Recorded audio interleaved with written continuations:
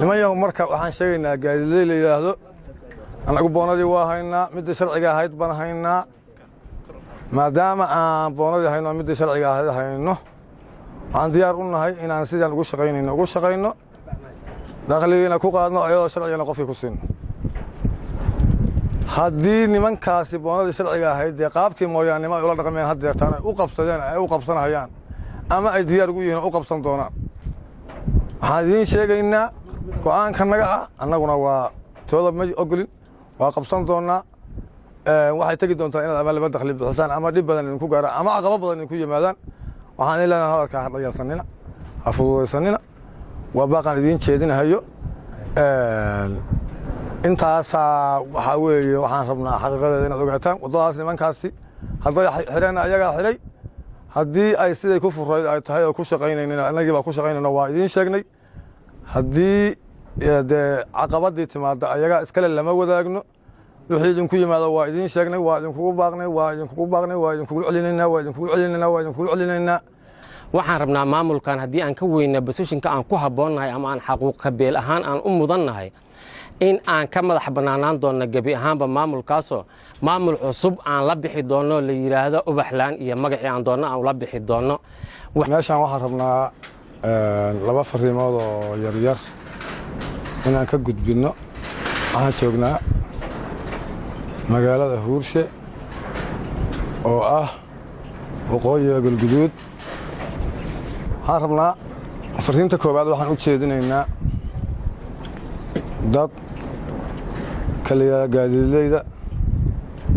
oo qaarkoodna hadda ay ka warqabaan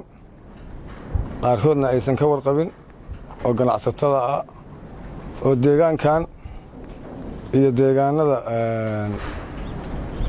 hoos yimaada mara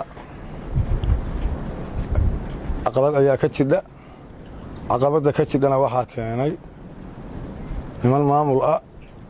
oo maamul hadda ka hor muddo 7 sano iyo wax la jira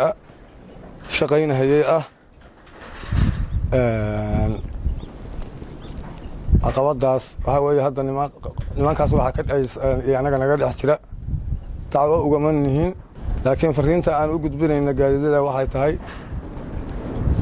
nimankaasi waddadii bay xireen sifaha ay u xireen waa idin faahfaahinaynaa waxaan haysannaa maamul dakhliyeed boono isku madaxweyne ah madaxweynihii hadda ka hor shaqaynahayey shaabaddiisii iyo saxiixiisii ah wasaaraddiisii ay ku saxiixan tahay ayagu ay keeneen oo maamulkaasi soo saaray madaxdiisu iyo wasaaraddiisu halkaana ka shaqayn jidhay xaggaasna ka shaqayn jidhay isku midna ahayd waxaa dhacday kolla sababa ayagu ay istuseen daraaddood ama maamul kale macnaha waqti kala guura ama ayagu hawl kale ay u arkeen in ay ka dhigeen inaysan shaqaynin annaga xagganaga aan waxba ka shaqaynin koox yar oo markaas ka mida maamulkaasna ayagu ay takraflikada sameeyaan caqabada ilaa hadda maalintii labaad taagnaa oo aan waxba iskaga fahmi weynay baa ka jira waxay ku darsadeen waddadii bay xidheen gaadiidkii boonada sharcigaa watay oo dakhligoodii oo awalba ku cuslaa oo dhibaato badan ku hayey oo abaaro iyo dad ay u weheliyaan ahaa wata ayay qabsadeen sidii waxay ula dhaqmeen dad oo dee meel isbaara iskaga taalo oo aan ahayn sidii ama dawlad ama hab dawla ah maadaama ay sidaa yeeleen annagu deegaankanaga kole waa hadda faanina mayno waa deegaan la yaqaano ummadda inaan dhibnana diyaar uma nihin inaan dhibboobnana diyaar uma nihin wixii dhibaho jirana in laysku sheegaa waa muhiima baaqa koobaadaan u sheegaynaa waxay tahay horta waddadaas nimankaasaa xiray ilaa ama ay furaan oo ay xalkeeda ay iyagu nimankaas waddadeeda ay xayiraadda ay saareen ay furaan waxaa weeye dee iyagaa xiray sifi ay u xidheen dee kollaytaba iyaga unbaa bay u taallaa waxaan u sheegaynaa marka ummaddii uma fududa 40 kilomitir laba boono isku mida oo isku madaxweyne oo isku wasaarada dakhli ay ku bixiyaan kii horaa bulsiis ku ahaa maadaama ay sidaa tahay annagana hal nagama suurtagelayso in kooduna shaqeeyo annaguna aanan waxaan shaqayn aan nahay waxaan dhacayn ama aan suurtagelayn bay noqotay inta xal nimankaasi waddadaas u keenhayaan oo ay furahayaan waxaan leenahay dadka haddaysan dee labadanadaba aysan noo samaynayn oo aysan wada siin karin oo aysan wax ay suurtagal aysan ahayn wixii hadda ay gaadiidkiisa qofkii asagoo waddada halkaas aan wadin ku yimaada waxaan leenahay caqabadii ka timaada waa ka dignay waa dhib baa ka imaanahaya waxaan u jeedinaynaa waa dadka deegaamadaas annagaasna khuseeya mara oo nimankaas iyo annaga caqabadda ay noo dhex dhigeen oo ayagu wax silbuska iyo boobka ay keeneen waxa xirayna waa iyaga annagu maana xirin dhib ummadda uma rabno wax kastoo xalana waa ogolnahay dhibaatooyinka iyagu ay noo geysteen oo ama dakhli hore naga boobeen ama dhibaatooyin kale ah idinka ummadda uga dacwo ma nihin nimankaas laakiin waxaan u sheegaynaa gaadiidadaas aan rabnaa fariintaas inaan u gaarsiino si wadareed aan la dhayalsan qofkii ku soo bareeraana dee hadhow dee caqabaddii asaga ku timaada ay ku tahay haddii alla ku idmahayo caqabad u taalla wixii xaggaas kale nooga yimaada oo aan markaas ayagoba aan soo marin annagu waxaan ka rabnaa dakhligii laga qaadi jiray inaan ka qaadanno boonadii saxda ahayd oo maamulkaasi lahaa oo sharciga ahaydna aan ku qaadanno waagii system la isku fahmo ama kaas ka khayr badan oo ka cadaalad badan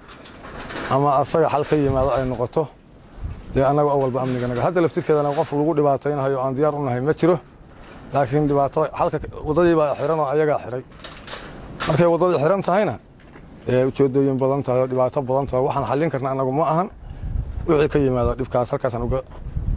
baaqaasaan u gudbi bismillaahi raxmaani raxiim waxaan rabaa halkan galabta inaan uga faa'iidaysto social mediaha iyo bulshada qaybaheeda kala duwan si ay fartiintaydu u gaarto marka koowaad waxaan cabasho ka nahay maamulkii halkan ka shaqayn jiray hadda ka hor oo xaquuq la'aan iyo tabashooyin badan aan ka tirsanayno waxaan rabnaa maamulka cusub oo hadda imaanaya inaan tixgelin ka helno inaan xaquuq aan ka helno inuu noqdo maamul loo dhan yahay oo bulshada qaybaheeda kala duwan oo galmudug degan ay xaquuqdooda iyo sinaantoodu ay noqoto mid cadli ah haddii la waayo waxaan rabnaa inaan ogeysiino bulshada Soomaaliyeed meel kasto ay joogto inaanaan ku samri doonin sidii dhibaatooyinkii iyo caqabadihii hore noogala kulmay maamulkii hore iyo ixtiraam daradii iyo tixgelin la'aantii waxaan rabnaa maamulkan haddii aan ka weyna basashinka aan ku habboonnahay ama aan xaquuq beel ahaan aan u mudannahay in aan ka madax bannaanaan doonno gebi ahaanba maamulkaasoo maamul cusub aan la bixi doonno la yidhaahdo ubaxlaan iyo magacii aan doonno aan ula bixi doonno